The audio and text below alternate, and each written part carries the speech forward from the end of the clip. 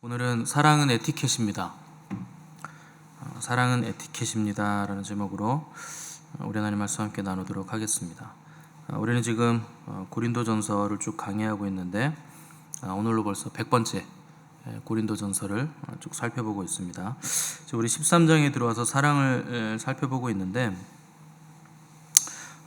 바울과 더불어서 그리스도의 사랑과 하나님의 사랑을 가장 많이 받았고 또 가장 많은 사랑을 드린 사람은 또 사도 요한이죠.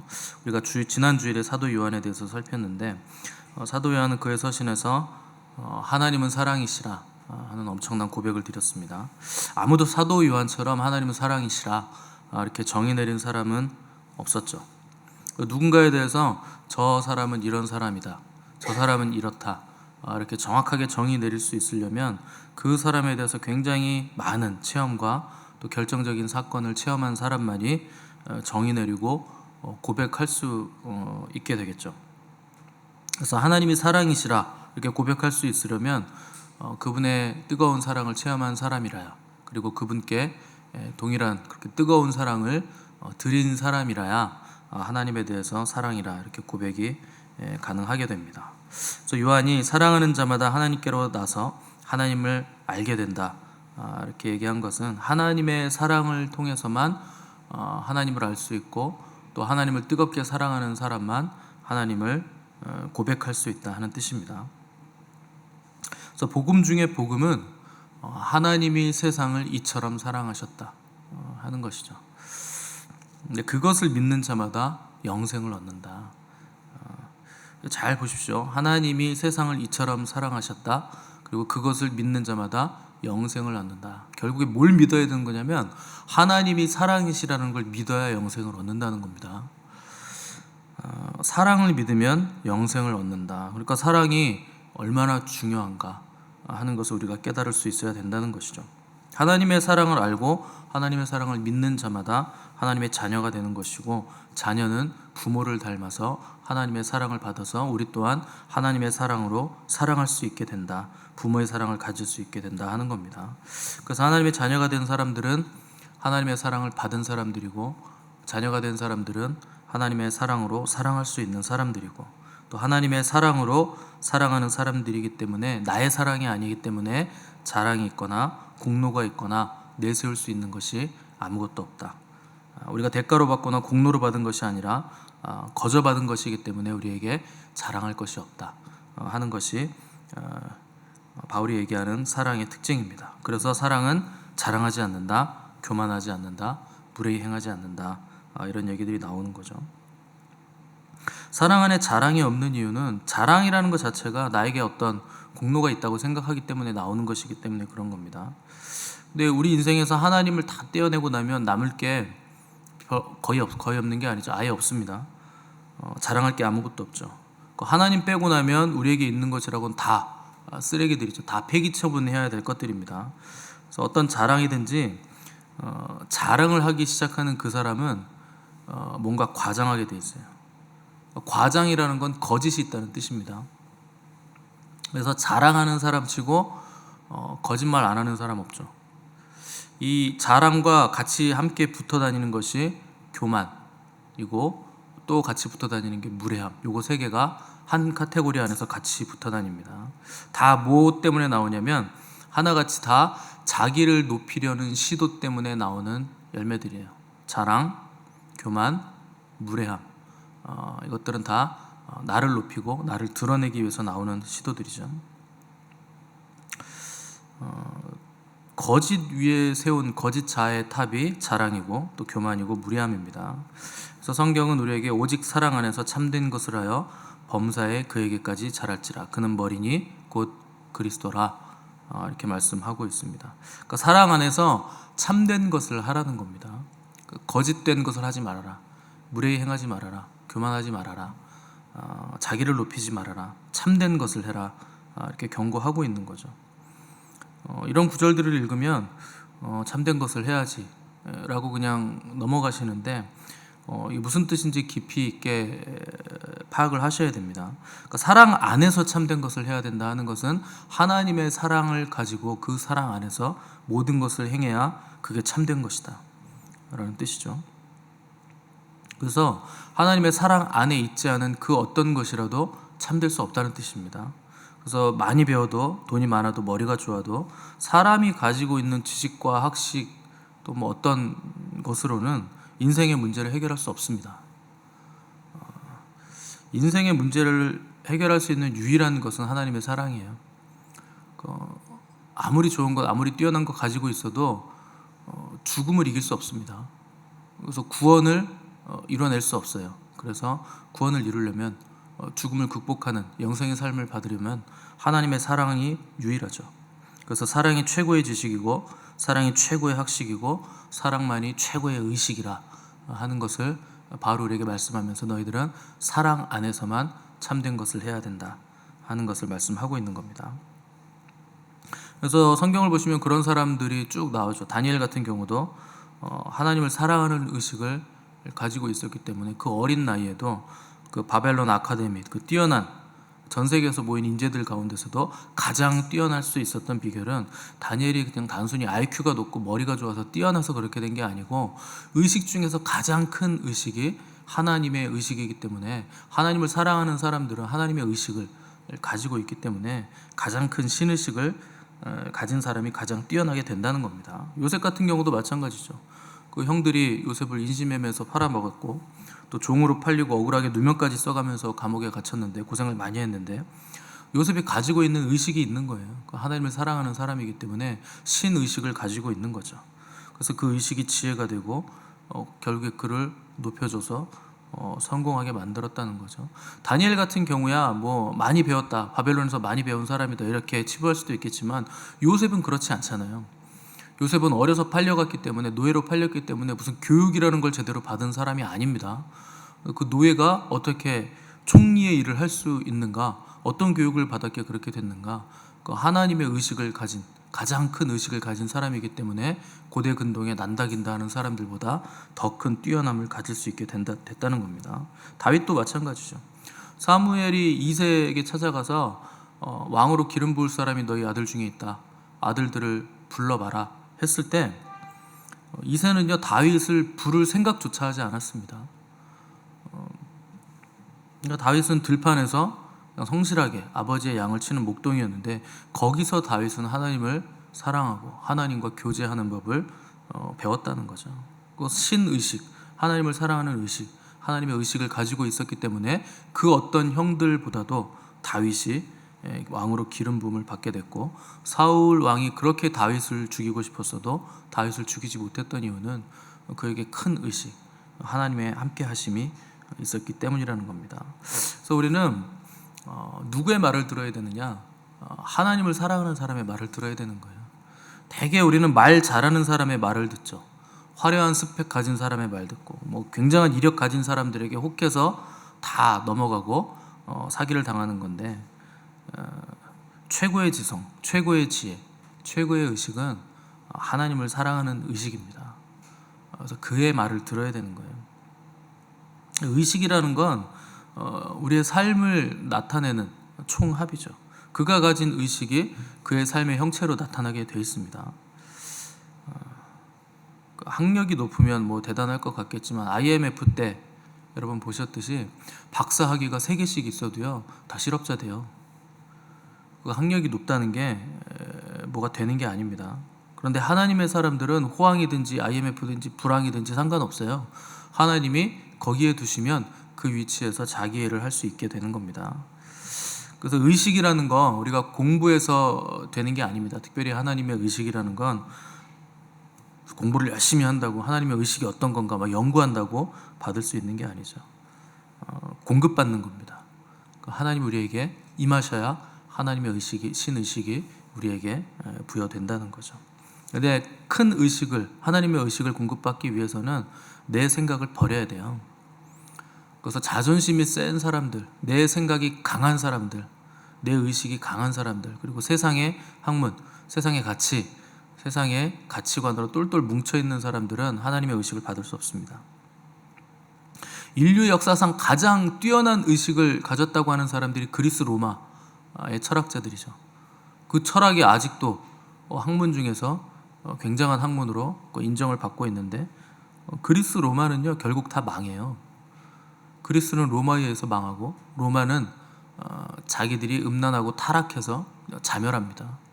그러니까 그 뛰어난 철학가들을 많이 배출하고 뛰어난 사상, 또 정치, 법 이런 것들을 만들어낸 문명이라고 해도 스스로 부패해서 망하죠. 왜냐하면 그게 하나님의 의식이 아니라 인간 의식의 총합이었기 때문에, 인간의 의식은 결국 죄로 달려갈 수 없기 때문에 다 망해버렸다는 겁니다. 그래서 솔로몬이 가장 뛰어난 지능을 가졌고 가장 많은 재물을 가졌어도 결론은 뭡니까? 헛되니 모든 것이 헛되도다. 하나님 없는 인간 문화와 철학과 사고와 물질과 그 어떤 것도 결국 아무것도 해결할 수 있는 것이 없다 하는 것이 가장 뛰어나고 가장 부유했던 사람의 결론입니다. 그래서 하나님을 믿고 그분을 사랑한다는 것은 허망한 것들을 다 포기한다 하는 뜻입니다. 이게 단번에 되는 게 아니고 하루하루 내가 오늘 포기할 수 있는 만큼 하나씩 내려놓는 작업들을 통해서 우리가 쌓아가는 거죠. 그런 사람들은요 하루에 하나씩, 하루에 반 개씩이라도, 아주 조금이라도 허망한 것들을 내려놓는 삶을 사는 사람들은 점점 좋아지고 점점 아름다워지게 돼 있습니다. 근데 그걸 안 하는 사람들은 갈수록 혼미해지고 갈수록 길을 잃게 되고 갈수록 더 삶이 어려워지게 되죠. 그래서 내 욕심을 내려놓고 내 자존심 내려놓고 낮은 자리로 가면 마음이 시원해져요. 다른 사람들을 섬기는 자리로 가면 더 기뻐지고, 그래서 해외 나가서 자원봉사하고 오는 사람들은 자기 돈 들여서 가고 자기 몸 들여서 땀 흘리면서 일하지만 갔다 오면 하는 말들이 내가 더 많은 걸 받아왔습니다, 이런 얘기를 하잖아요. 그러니까 물질적인 것보다 훨씬 더 큰 영적인 어떤 가치, 그리고 의식적인 가치, 더 큰 의식을 내가 받아가지고 돌아왔다, 이렇게 고백을 하는 거죠. 그래서 사랑이란 건 그렇게 주고받을 때 우리 마음이 시원해지고 더 풍성해지고 나눌수록 더 커지는 특징을 가지고 있는 겁니다. 그래서 하나님의 사랑을 받은 사람들은 계속 나누는 거예요. 나누면 작아지는 게 아니라 더 커지기 때문에, 더 확장되기 때문에. 근데 그거 안 하고 순종하지 않고 낮아지지 않고 폼 잡고 앉아있고 자존심 지키려고 인상 쓰고 앉아가지고 내가 어떤 사람인데 하고 있으면 주름살만 늘어나는 거죠. 그리고 인상은 점점 눈이 쫙 찢어지는 거죠. 점점 구미호상이 돼가는 거죠. 그러니까 여러분, 은혜를 받은 사람, 하나님의 사람들은요 표정부터 다른 거예요. 표정부터. 인상 쓰고 앉아있는 게 아니에요. 그 표정이 심각한 사람들은 자기에게서 벗어나지 못한 겁니다. 그러니까 표정이 심각하죠. 그 사랑은 그런 거 아니에요. 나에게서 벗어나는 거예요. 자기를 벗어나지 못하면 한 발자국 시작도 못하는 거죠. 왜냐하면 사랑은 주고받는 거니까요. 근데 교만하고 자랑하고 무례하게 행하는 사람은 줄 것도 없는 사람이고 받을 것도 없는 사람이에요. 그 사람은 사랑을 포기한 사람이죠. 그럼 점점 외로워지죠. 그래서 마귀는 둘 중 하나로 우리를 몰고 갑니다. 자기를 높여서 외롭게 만들든지, 한없이 낙심하게 만들어서 바닥까지 떨어뜨려서 외롭게 만들든지. 그래서 하나님 안에 있다고 하면서 할 수 있다고 하는 것도 교만이고 할 수 없다고 하는 것도 교만입니다. 하나님이 하라고 하면 그냥 하는 거예요. 할 수 없는 게 어디 있습니까? 사랑 안에서 참된 것을 해야죠. 그냥 아멘 하고 순종하면 나머지는 하나님이 이루시는 겁니다. 기본적으로 자랑이라는 건 나에게 자랑스러운 것을 자랑하게 돼 있죠. 그래서 여러분이 자랑하는 게요, 여러분이 사랑하는 거예요. 다시 한번 말씀드립니다. 여러분이 자랑하는 게 여러분이 사랑하는 겁니다. 여러분 자식 자랑하잖아요. 하나님보다 자식 더 사랑하는 거예요. 그 할머니들은요 꼭 핸드폰에 손주 사진들 넣고 다니시대요. 동영상이랑. 그거 보여달라 그러면요 10시간도 보여줄 만큼의 양을 가지고 있습니다. 그래서 할머니들 모인 경로당 같은 데 가면요 다 이거 꺼내가지고 누가 하나 시작하잖아요. 이거 돌아가면서 손주 사진 다 봐줘야 되고 동영상 다 봐줘야 돼요. 자기가 사랑하는 거 자기가 자랑하는 거죠. 근데 바울이요 이 고린도전서 13장에서 사랑을 얘기하면서 사랑장이라고 이름이 붙어 있습니다. 바울의 자랑은 이런 게 아니었어요. 그 손주 자랑하듯 그런 것들이 바울의 자랑이었어요. 나 히브리인 중에 히브리인이었다. 가말리엘 문화생이다. 바리새인 중에 바리새인이다. 근데 그게 바울이 사랑하는 거였다는 얘기죠. 그게 바울의 자랑이었으니까. 근데 그렇게 자랑으로 여기던 것들이 예수님을 만나고 나니까 나는 죄인 중에 괴수다. 사랑의 대상이 바뀌었다는 겁니다. 예수 그리스도를 사랑하게 되니까 내가 자랑으로 여겼던 것, 내가 사랑했던 것들이 다 그게 배설물이었다. 바울이 자기를 죄인 중에 괴수라고 했던 건 인생 말년에 했던 고백이라고 제가 몇 번 말씀드렸습니다. 더 깊이 알아갔다는 거예요. 자기가 얼마나 죄인인가 하는 것을. 예수 그리스도를 만나고 나니까 내가 지금까지 자랑했던 거, 내가 핸드폰 열어서 1시간씩은 10시간씩 막 자랑할 수 있었던 거, 그거 태양빛 아래서 보니까 촛불만도 못하더라. 자랑할 게 하나도 없더라. 그걸 깨달았다는 거죠. 그래서 기본적으로 자기 자랑은요, 다른 사람을 부러워하는 것과 같은 선상에 있는 겁니다. 내 것만 자랑하는 게 아니에요. 다른 사람 부럽기 때문에 내 걸 자랑하는 거예요. 그 똑같은 출발선에 있는 겁니다. 그래서 자랑, 교만, 무례히 행하는 거, 이건 다 똑같은 거예요. 같은 내용입니다. 그래서 우리가 하나님을 사랑하면 이 교만과 자랑과 무례함에서 벗어날 수 있어야 되는데 그 비결이 있어요. 사랑이라는 건 다른 사람의 유익을 위해서 주는 거죠. 당연히 주면 나에게도 유익이 있습니다. 하나님의 사랑은 점점 더 커지기 때문에. 그런데 기본적으로는 다른 사람의 유익을 위해서 내 것을 주는 것이기 때문에 상대의 눈높이를 맞추는 작업을 먼저 하면 그 자랑이 될 수 없고 교만이 될 수 없고 무례히 행할 수가 없게 됩니다. 그러니까 우리의 눈높이는 상대의 눈높이에 있어야 되죠. 교회라는 게 그렇지 않습니까? 어린아이부터 갓난아이부터 노인까지 다 있는 곳이 교회예요. 근데 여러분, 제가 설교할 때 제가 아는 수준으로 높여가지고 설교하면 여러분이 다 알아들으시겠습니까? 못 알아듣는다고 제가 그럼 어린아이 수준에 맞춰서 설교하면 여러분 좋으시겠습니까? 잘 믿으면 돼요. 그리고 집에 가면 여러분 은혜 받으시겠습니까? 그런 게 아니에요.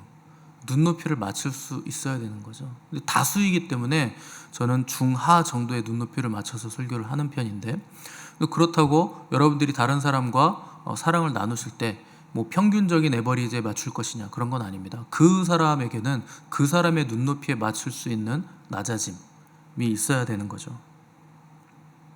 그래야 그도 상처받지 않고 나도 상처받지 않게 되니까. 그 교회 안에서 이게 안 되면 그 세상에서도 안 되죠. 그 여러분, 교회는요, 그 연습하는 곳이에요. 여러분들이 어느 공동체에 가서 이렇게 다양한 연령대를 만나봅니까? 힘들어요, 이렇게 만나기. 어린아이부터 노년내리기까지 다 만날 수 있는 것은 교회가 유일하죠. 여기서 여러분들 그걸 연습을 하셔야 돼요. 사람의 눈높이에 맞추는 것. 그 연습을 하셔야 되는 거죠. 교회 안에서 안 되면 세상에서도 안 되죠. 그 세상에서도 안 되면 세상 사람들이 뭐라 그러냐면 저 사람은 무례한 사람이다, 이렇게 평가를 내립니다. 그 눈높이를 맞추지 않고 자기 눈높이에 맞춰서 자기 멋대로 기준을 맞춰서 행하니까 무례하다 하는 거죠. 그래서 이건 연습을 해야 되고 한순간에 이루어지는 일이 아니죠. 어린아이가 갑자기 어떻게 어른이 됩니까? 성숙이란 건 어른이 되어 간다는 것인데, 그래서 지난한 과정 가운데 깨어있기 위한 거룩한 몸부림이 있어야 되고, 내 안에서 일어나는 자랑과 욕망과 다른 이들을 깔아 뭉개고 싶은 그 죄성, 이 쓴 뿌리들을 깨뜨리고 부딪혀 나가는 싸움의 과정들이 우리 안에 있어야 된다는 겁니다. 그래야 성숙이 일어나는 것이고, 그래서 그 과정이 어려운 과정이다 라고 하는 겁니다. 그럼 차라리 그냥 어린아이 같은 천진난만한 실랑으로 머물러 있으면 안 되네요. 예수님도 어린아이처럼 돼야 된다고 하셨는데, 어린아이처럼 돼야 된다고 하셨을 뿐만 아니라 그리스도의 장성한 분량에까지 이르라고 하셨죠. 순수성은 지키되 성숙은 해야 된다는 겁니다. 그래서 여러분들이 장성한 분량으로 자라나지 않으려고 하면 하나님의 뜻을 거부하는 거예요. 하나님의 뜻은 우리가 장성한 분량이 되기 원하시기 때문에. 그래서 가장 어리석은 사람이요, 교회만 왔다 갔다 하는 사람이고 이 교회 저 교회에 기웃거리는 사람이에요. 그 제일 어리석은 사람입니다. 한 군데에 머물러 있어야 온전한 장성한 분량에까지 자라나는 거예요. 그 연습이 안 돼 있으니까 여기저기 부딪히면서 성숙해져가는 삶이 없으니까 우리가 사회에서도 지탄을 받죠. 가정에서도 원만한 관계가 없는 거죠. 겸손이란 거 별거 아닙니다. 나보다 다른 사람을 더 존귀하게 보는 거예요. 다 내가 섬길 사람들로 여기는 겁니다. 그게 겸손의 기본이에요. 그 교회 안에서도 해야 될 말이 있고 하지 말아야 될 말이 있습니다. 그게 겸손이죠. 여러분들은 조금만 격이 없는 사이다 그러면 말을 막 하시는데 정말 친해서 그러신 모양인데, 여러분 친하면 말을 더 조심하셔야 돼요. 부부간에요, 말을 굉장히 조심해야 됩니다. 할 말이 있고 못할 말이 있는 거예요. 상대의 치부가 될 만한 거, 약점이 될 만한 것들은 건드리지 말아야 됩니다. 그거는요 에티켓이에요. 오늘 제목이 사랑은 에티켓인데, 그 에티켓은요 그냥 기본적으로 도리의 문제고 지능의 문제입니다.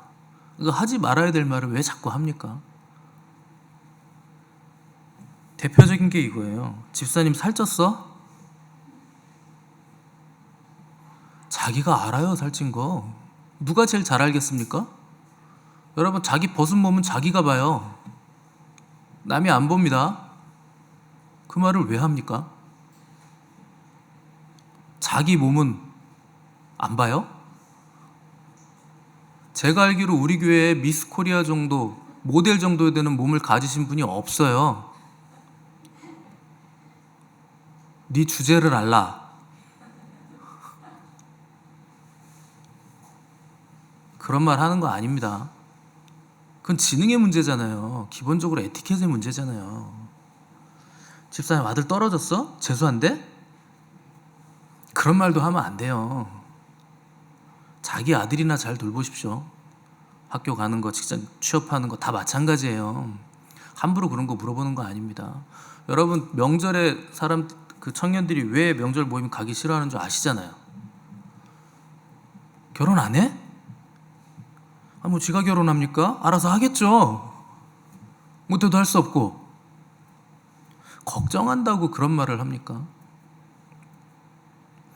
사실이어도 당사자 앞에서는 하지 말아야 될 말이 있어요. 그건 무례한 거예요. 근데 교회 안에서는 너무 쉽게 하죠. 은혜 받으면 그런 거 다 감수가 됩니까? 여러분들한테도 그런 말 할 사람들 많아요. 근데 참아주고 있는 거예요. 참고 안 하는 거예요. 꼭 해야 될 말이면 하나님한테 물으세요. 그리고 어떻게 말을 해야 될지 여러분 골똘히 한번 생각을 해보십시오. 내가 저 입장이라면 어떻게 말을 들어야 될까? 어떤 말을 해야 될까? 옳은 말은요, 사랑을 가지고 하지 않으면 그게 다 칼이 됩니다. 틀려서 상처받는 말 없습니다. 옳은데 사랑 없이 말하니까 상처받는 거지. 근데 크리스찬들이요 굉장히 무례합니다. 왜냐하면 자신이 무례하다는 생각을 못하는 거예요. 바울이 얘기하잖아요. 사랑은 무례히 행하지 않는다. 이 헬라어의 정확한 원문의 뜻이 뭐냐면, 사랑은 사랑에 어울리지 않게 행동하지 않는다. 사랑은 사랑에 어울리게 행동한다. 말과 행동을 사랑에 어울리게 한다. 네가 하나님의 사랑 받았느냐? 그러면 받은 사람답게 행동한다. 그렇게 하지 않는다? 그럼 너는 안 받은 거다. 그 사랑을 받은 사람은요, 하나님이 두신 자리가 있습니다. 사랑받은 위치가 있어요. 아버지는 아버지답게, 아내는 아내답게, 남편은 남편답게, 자녀는 자녀답게, 목사는 목사답게, 성도는 성도답게 자기의 자리가 있지 않습니까? 그러니까 자기의 자리에서 하나님의 받은 사랑을 가지고 사랑을 표현하면서 주고 받아야 된다는 거죠. 그게 무례히 행하지 않는 비결이에요. 근데 그리스도인들이요, 자기 위치가 어딘지 모르는 거예요. 자기가 그런 말을 해도 되는 위치라고 생각을 하는 거예요. 그 착각입니다. 그래서 무례해지는 거예요. 내가 누구인지, 내가 어떤 사람인지 정확한 자기 정체성에 대한 확인이 있어야 된다는 거예요. 예수님은 하나님이세요. 하나님이신데 인간의 몸을 입으셨기 때문에 누구로 사시냐면 하나님의 아들로 사시는 거예요. 그래서 하나님께도 무례히 행치 않으시고, 사람들에게도 무례히 행치 않으시고, 제자들에게도 함부로 무례하게 대하지 않으시죠. 그래서 우리도 내가 누구인가, 내가 어떤 사랑을 받았는지 알아야 우리 신분에 맞는 삶과 언행을 가질 수 있게 되는 거죠. 단순히 예의범절과 에티켓을 지켜라, 단순히 이런 얘기를 하는 게 아닙니다. 거듭났으면 거듭난 사람으로서 하나님의 사랑을 받은 자로서의 삶의 태도를 연습하라는 거예요. 여러분이 지금까지 거지였을지라도 왕자의 신분이 됐으면 왕궁에서 살아가기 위한 에티켓이 있습니다. 왕의 법도가 있을 거 아닙니까? 왕궁에 옷만 입었다고 되는 게 아니에요. 그 법도에 맞는 언행이 있지 않습니까? 거지였다고 밥 먹는데 왕자가 됐는데 손으로 그냥 막 먹습니까? 그런 짓을 하지 말라는 거예요. 여러분들이 하나님의 사랑을 받은 자들로서 하나님의 백성답게 거룩하고 존귀한 사람들답게 다른 사람들을 대할 때도 하나님의 사랑과 마음을 가지고 대해야 된다는 겁니다. 저도 잘 안 돼요. 연습한 뿐이죠. 이런 인식이 없이 어떻게 연습을 하겠습니까? 그래서 먼저는 우리 안에 지식이 있어야 돼요. 그래서 내가 누구인가, 하나님의 사랑이 어떤 것인가, 알미 먼저 수반이 돼야 된다는 거죠. 그래서 조심해야 된다고 생각을 해도 잘 안 되는 게 에티켓이고 예절들이죠. 그래도 여러분 이걸 생각을 하셔야 됩니다. 우리의 목표는 예수님 닮는 거예요. 그러니까 예수님이 걸으셨던 그 길을 걸어가는 거죠. 근데 나만 가는 게 아니라 수많은 믿음의 형제 자매들도 함께 걸어가는 겁니다. 그들도 하나님의 사랑을 받았고 그들도 예수 그리스도의 제자들로서 제자됨의 길을 걸어가고 주님을 닮은 길을 걸어가고 있다는 걸 기억하셔야 된다는 거죠. 그래서 함부로 대하지 말아야 되고 동역자들을 귀하게 여길 줄 알아야 됩니다. 내가 맞을 매를 대신 맞아줄 수 있는 사람이 동역자예요. 제가 우리 교회에서 언니, 동생 이런 거 하지 말라고 자꾸 잔소리하는 이유는 여러분들이 그 호칭을 부르는 순간 함부로 대할 수밖에 없어서 그래요. 왜 교회에서 자꾸 언니라 그럽니까? 진짜 제가 여러분들 누님이라고 부르길 원하세요? 하지 마세요, 그거. 왜 자꾸 언니를 찾습니까? 친언니면 제가 이해해드려요. 친언니는 제외. 그 왜 성도끼리 언니라고 불러요? 언젠가 제가 한번 뒤집을 날이 옵니다, 이러다가.